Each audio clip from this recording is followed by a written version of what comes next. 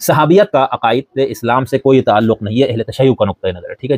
حالانکہ اہل سنت کے ہاں ہے کہ تمام صحابہ کو عادل ماننا سنی ہونے کے لیے بنیادی شرط ہے، مسلمان ہونے کے لیے نہیں، سنی ہونے کے لیے. یعنی شیعہ اور سنی میں جو بنیادی فرق کیا ہے، عصمت امام اور عدالت صحابہ. آپ عصمت امام کے قائل ہو گئے تو آپ شیعہ ہیں، آپ عصمت عدالت صحابہ کے قائل تو آپ سنی ہے. تو ان کا یہ کہنا ہے کہ صحابیت کا عقائد اسلام سے کوئی تعلق نہیں ہے، کیونکہ کسی کے مسلمان ہونے کے لیے کسی صحابی کی صحابیت کا اقرار یا ان کی مدح منقبت کرنا کسی بھی اسلامی مکتب فکر میں ضروری نہیں ہے. میں نے آپ کو بتا دیا کہ اہل سنت کا تصور اس پہ کیا ہے، عدالت صحابہ کا ہے. تمام صحابہ کو عادل مانے بغیر آپ سنی نہیں رہ سکتے. یہ اہل سنت والجماعت کے اندر شامل ہونے کے لیے ضروری ہے، اسلام ہونے کے لیے ضروری نہیں ہے. یہ ہم بات پہ بات کریں گے، بہت اہم ٹاپک ہے جس کو ہم ضروریات دین اور ضروریات مذہب کہتے ہیں. اس وجہ سے بہت سے مسائل ہیں. یعنی اہل تشیع کے تصور امامت کو مانے اگر وہ ضروریات دین میں سے ہے تو جو اس کا منکر ہے اس تصور امامت کو سب کافر قرار پاتے ہیں. ٹھیک ہے، ادھر مسائل ہوئے، پھر فرق کیا گیا کہ بھئی یہ ضروریات دین ہے اور ضروری، اس پہ ہم تفصیل سے بات کریں گے کیونکہ اس کی بہت زیادہ ضرورت ہے.